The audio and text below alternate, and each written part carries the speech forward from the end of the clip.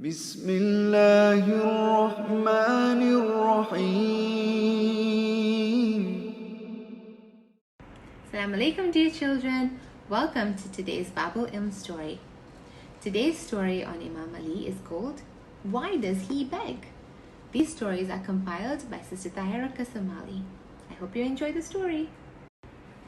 The old man walked with slow, trembling steps. His long, dark stick struck the ground in front of him as he made sure nothing was in his way. His stick was now his eyes. His eyes were open, but he could only see darkness all around him. The sounds of birds chirping and children playing told him that it was daytime. He could hear people on camels, people walking to the market, people buying what they needed. The sun felt warm. It was bright outside, but the old man's world was always dark. The man reached the gate of the market. This was his place. Each morning he would stand here, his cloak pulled around him for comfort. His back was bent, and he seemed to be looking at the ground. He stretched out his hands. People passing by would drop a few coins in them. The man would put them in a little basket he carried with him. Then he would wait for more. That morning, Imam Ali came out of the market. His eyes fell on this old man begging for money. His heart sank.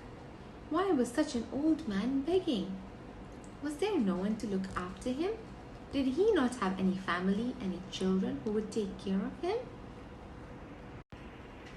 The Imam turned to his companions. His eyes were sad. Does anyone know this man? He asked. Why does he beg? The companions looked at the man.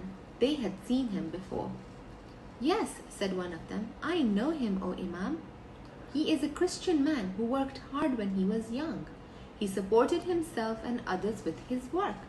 But now he has become old and blind. He cannot work anymore. He has no one to look after him, and so he begs every day to be able to buy food for himself. The Imam felt angry and sad. Angry for the old man, as it was his right to have someone take care of his needs when he could no longer take care of them himself. Sad that someone so old was left alone with no one to care for him. So when he was young, people used him, said the Imam. They benefited from his energy and work. Now that he is old, we let him beg? The Imam's eyes shone brightly. I will not let that happen.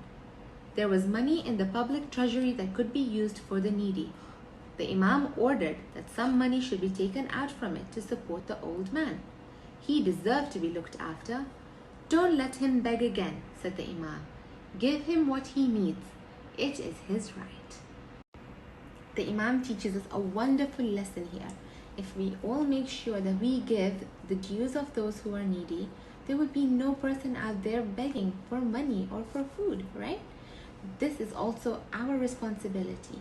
When we see someone who is needy, we should step up and help them, just like the Imam did.